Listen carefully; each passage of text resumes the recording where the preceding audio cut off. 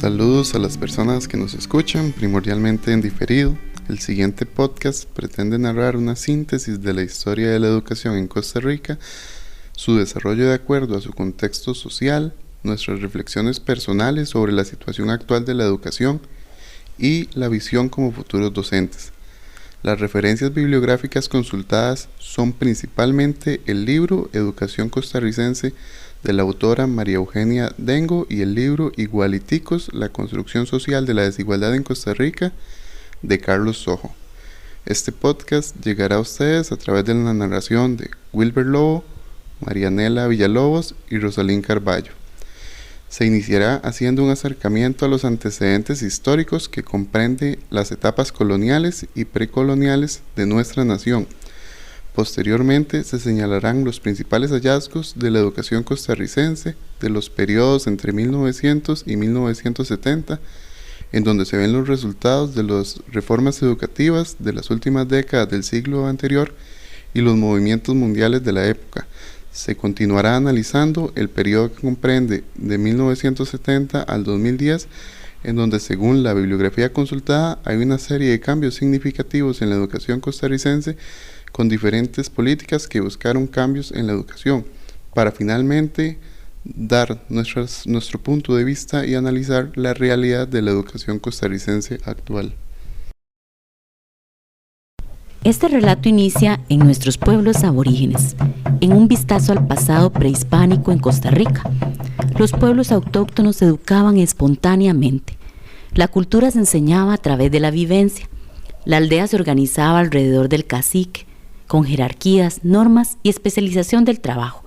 Guerreros, artesanos, agricultores, orfebres y chamanes. Las creencias mítico-religiosas, las prácticas y rituales las dictaba el chamán, otra figura de poder y autoridad. Un joven aborigen aprendía de acuerdo a su futuro trabajo en la aldea. La educación está inmersa en su vida familiar. En su libro, Dengo describe: la educación en estos niveles culturales no existe por sí misma, o sea, que este no es un sistema configurado como tal, sino que se encuentra inmerso en la vida del grupo, en la manera en cómo se cría a los niños y se forma a los adolescentes para llevarlos a la vida pública. Con la llegada de los españoles al país, los pueblos autóctonos recibieron una educación impuesta con nuevos contenidos culturales, ajenos a su realidad y fuera de su núcleo familiar. Por medio de las misiones, los clérigos enseñaron la lengua castellana, necesaria para la conversión religiosa y la aceptación de un nuevo orden social. Una vez impuesta la lengua, el proceso de colonización se puso en marcha. La cultura española no tiene espacio para la cultura autóctona. El mundo aborigen es reducido o anulado.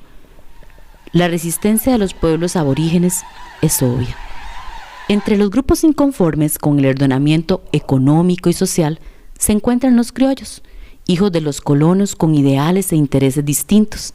Ellos generaron efervescencia social y lograron la independencia de España. Con la llegada sorpresiva de la independencia en 1821, Costa Rica tiene un nuevo reto: la creación de la identidad nacional. Y los primeros gobernantes encuentran en la educación la llave para la transición del súbdito al ciudadano. El pensador argentino Sarmiento decía: hay que educar al soberano, es decir, al pueblo, como principio de las democracias nacientes. Durante los primeros años, el naciente Estado creó escuelas con el propósito de llevar instrucción a la mayoría y salir del atraso colonial. Los maestros eran pocos. El nuevo proyecto de Estado-Nación requería ciudadanos letrados y comprometidos con los nuevos ideales y valores frente a las amenazas filibusteras. Un hecho relevante para la consolidación de la educación pública fue el precepto de 1869, que declara la enseñanza primaria gratuita, obligatoria y costeada por el Estado. Con este decreto se dio un primer paso para limitar el poder y autonomía de la Iglesia en la enseñanza. Sin embargo, no es hasta finales del siglo XIX, entre 1885 y 1889, bajo el liderazgo de Bernardo Soto y el ministro Mauro Fernández, que se lleva a cabo la gran reforma educativa que centraliza todo servicio de la educación en el Estado y se promulga la Ley General de Educación Común. Acá nació la escuela normal y se abrió paso a la enseñanza laica con un currículo enriquecido por las corrientes filosóficas de la época. Grandes intelectuales acompañaron esta reforma: Porfirio Brenes, Carlos Gallini, Alberto Brenes, entre otros. Acá el proyecto democrático encontró en la educación su bandera, la Costa Rica con un servicio educativo en igualdad de oportunidades. Este tema se retomará más adelante en este podcast.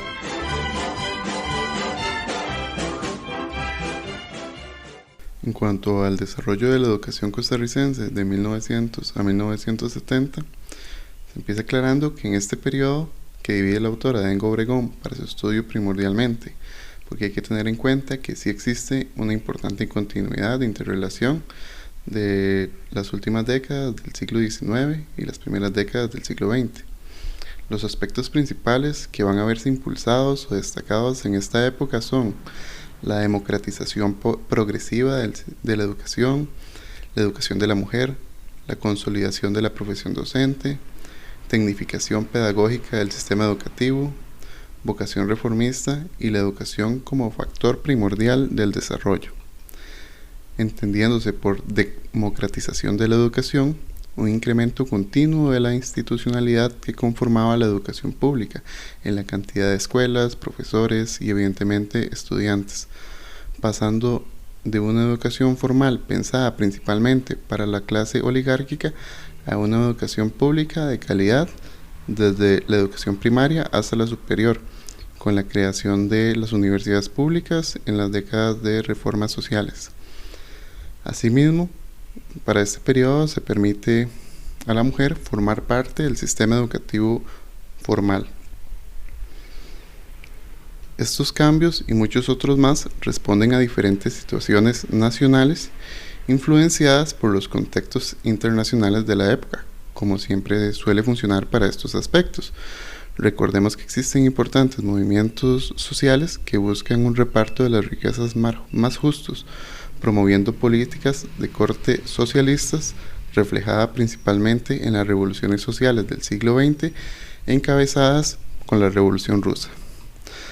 También existen grandes movimientos obreros alrededor del mundo, que no deja de lado a Costa Rica, que impulsó diferentes huelgas y movimientos de este tipo para las diferentes décadas de inicios y mediados del siglo XX. A su vez, a finales del siglo XIX e inicios del siglo XX, para nuestro país inicia de manera más evidente los movimientos feministas, que buscan dotar de igualdad de oportunidades o igualdad en general de género. En síntesis, fue un periodo de gran convulsión social, producto de las grandes desigualdades creadas por un modelo oligarca, que buscaba una sociedad más igualitaria en todos o muchos aspectos, lo cual evidentemente terminó influyendo en la sociedad y la educación costarricense, encontrando su cúspide en las políticas sociales de los 40, que continuaron, aunque no con tanta fuerza, hasta los 70, para concluir con estas políticas el periodo que presento, en donde se logró en el aspecto educativo la creación de muchos centros de educación formal, varias universidades públicas del país, que permitió incrementar la posibilidad de acceso a la educación, lo que sería la democratización de la educación, y a su vez poder acceder a una educación de calidad y técnica en aspectos pedagógicos, con un resultado tan satisfactorio que vio en la promoción de la educación de calidad un importante factor que puede y va a influir en el desarrollo del país. Recordemos que para esos periodos se busca la consolidación de la identidad costarricense en aspectos económicos, culturales y en fin, en general.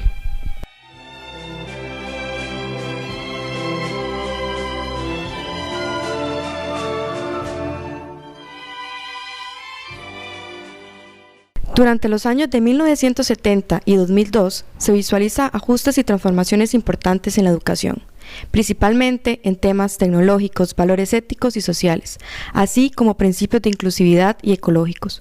Una educación que busca responder a los cambios contextuales en temas de necesidades humanas. En el periodo gubernamental de José María Figueres Ferrer y con Gámez Solano al mando de la educación, se implementó el Plan Nacional de Desarrollo, el cual tenía como principales metas elevar el nivel educativo promedio de la población, abriendo las oportunidades y poniendo un mayor alcance a la educación general básica para todos los ciudadanos, modernizar este sistema educativo como respuestas a las necesidades de desarrollo y mantener el peso percentual del presupuesto.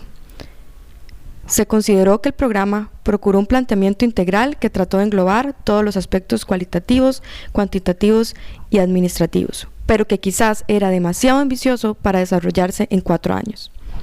Sin embargo, manifestó logros importantes como la implementación de la educación permanente. En el 74, la administración de Duver puso especial énfasis en mejorar las relaciones con la educación superior, en poner atención en la capacitación de docentes para la educación técnica, época en la que se manifestaron fuertes grupos de izquierda con tácticas de adoctrinamiento ideológico político, y es así como surge CONARE, como una propuesta para canalizar los problemas y generar una mayor coordinación entre las autoridades universitarias, siendo en 1977, durante este proceso, que surge la Universidad Nacional de Educación a Distancia, la UNED. Durante el periodo a cargo de la ministra María Eugenia Dengo, surge una política educativa integral de regionalización, visualizando a los seres humanos como gestores y sujetos activos. Bajo este plan se pretendía, en general, descentralizar los recursos del sistema educativo y contar con mayor participación comunitaria en el sistema educativo.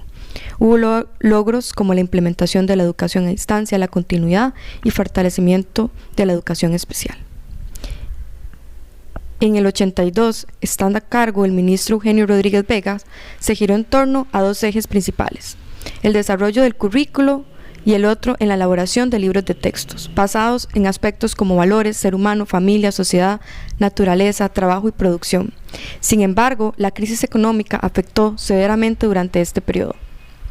Con el ministro de Educación, Francisco Antonio Pacheco, a cargo, se enfatizó la modernización de la educación por medio de la tecnología, con la enseñanza de la informática en las escuelas primarias públicas, con el programa de educación informática, el cual se sustentó con la creación de la Fundación Omar Dengo, capacitando a los docentes e instruyendo en los programas que se iban a utilizar. Además de ser un periodo donde se implementó los exámenes de bachillerato y de 6º grado, con el fin de tomar medidas por los déficits educativos.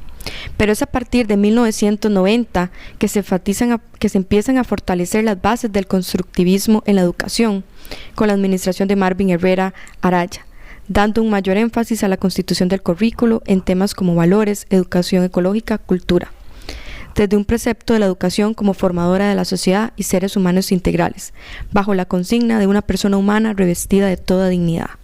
Se aprobaron, por ejemplo, las guías de sexualidad para 7º, 8º y 9º año, y el aprender se convierte en la principal guía para la educación.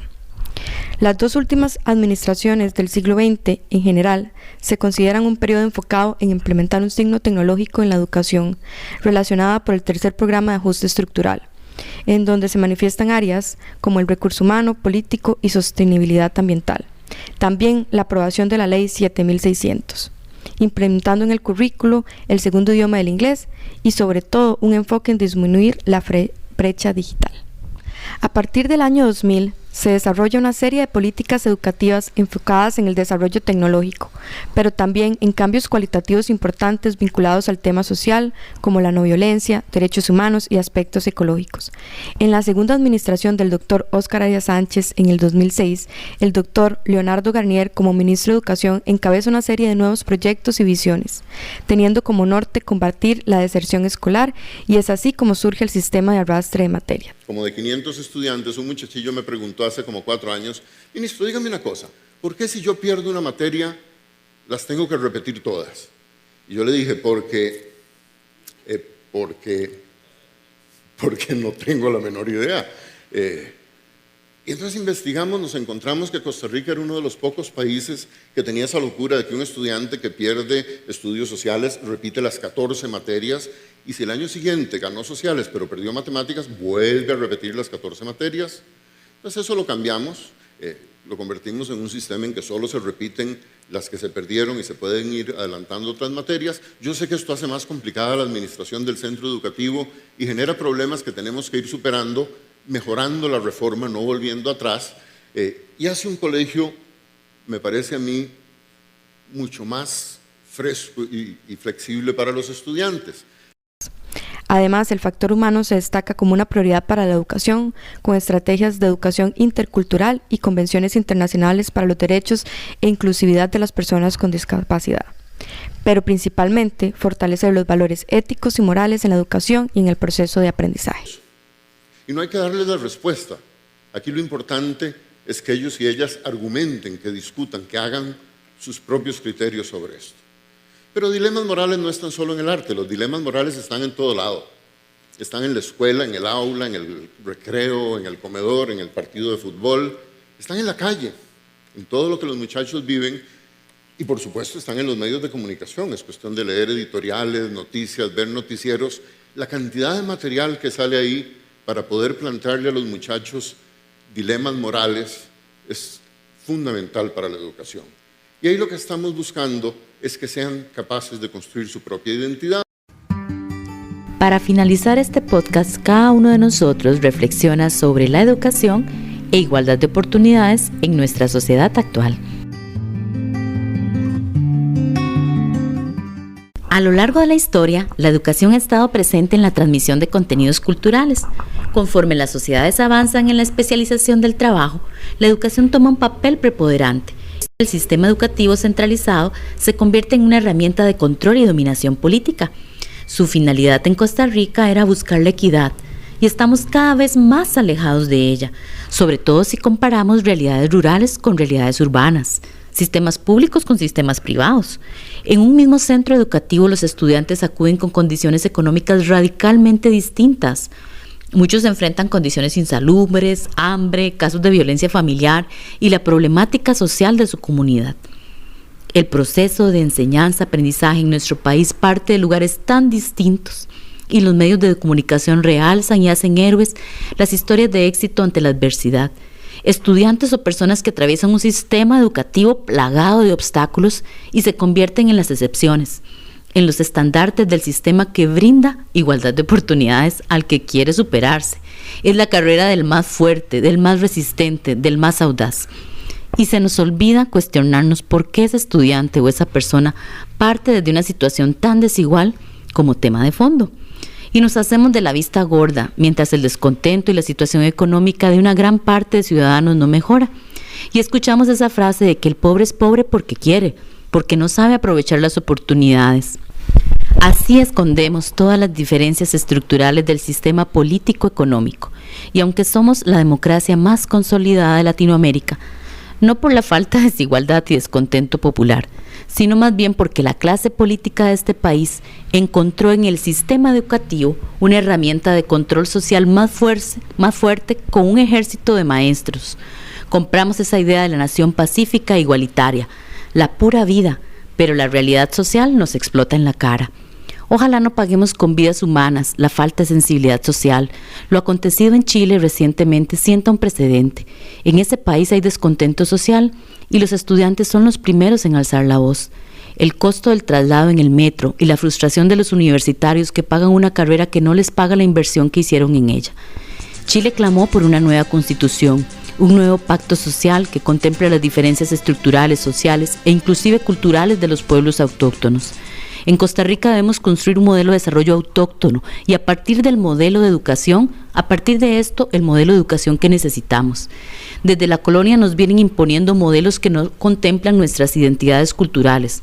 Como futuros docentes estamos llamados a repensar la educación como un proceso participativo y horizontal, generador de un nuevo paradigma, de nuevos modelos más solidarios y sostenibles para la convivencia y paz social. Sobre mis conclusiones referente al tema de la situación actual de la educación costarricense, como se mencionó anteriormente, se procuró la búsqueda de una sociedad más igualitaria en la mayor parte del siglo XX, que permitió la consolidación e identidad nacional de una sociedad más igualitaria, lo cual se mantuvo en el imaginario social por bastante tiempo. pese a las evidentes desigualdades estructurales que se han agravado desde la crisis de los 80s. Esa noción de desigualdad es lo que el autor Carlos Sojo optó por nombrar igualiticos, aunque como se evidencia en su obra ya no somos tan igualiticos. De entrada, el índice de Gini nos suele ubicar en los últimos años como uno de los países más desiguales del mundo, lo cual evidentemente ha impactado negativamente en la educación costarricense. Como no se ha dejado de lado la intención de adoptar políticas que busquen mitigar los efectos de dicha desigualdad en la educación, pero es imposible que no sean notorias dichas diferencias sociales.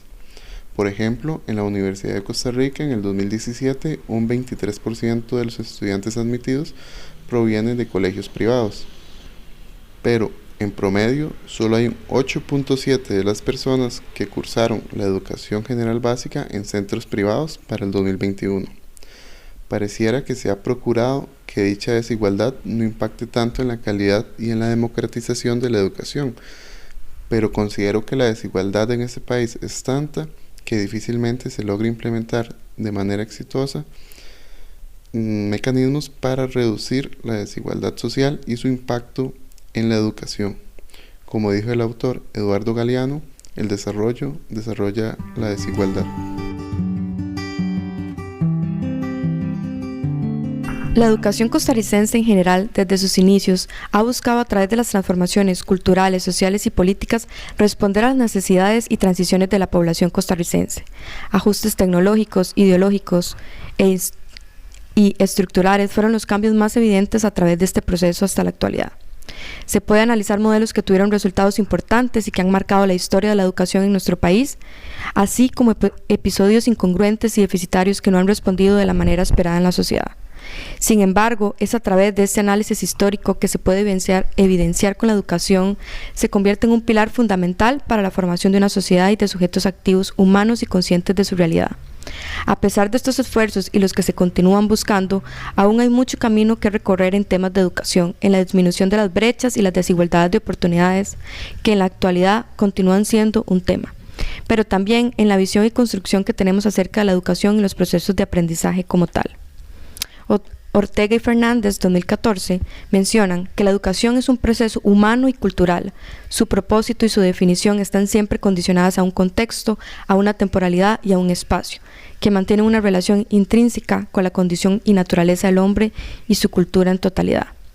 Esto pone en evidencia cómo la educación se ven implicados tanto las características propias del individuo y su naturaleza educativa, así como su composición social e interdependiente para la construcción de nuevos conocimientos, por lo que especifica cómo esta vez se ve condicionada e influenciada directamente por un contexto, un momento histórico y un lugar, como lo vimos a través de este recorrido histórico de la educación costarricense. Es decir, la experiencia educativa parte de la búsqueda y el entendimiento del propio ser, a partir de su existencia y su vida proyectada en los otros, la comprensión de la convivencia y su desarrollo en la sociedad, dando lugar aquí a las palabras de Paulo Freire en su ideología de pedagogía de la liberación, el cual afirma que nadie educa a nadie, así tampoco nadie se educa a sí mismo. Los hombres se educan en comunión mediatizados por el mundo.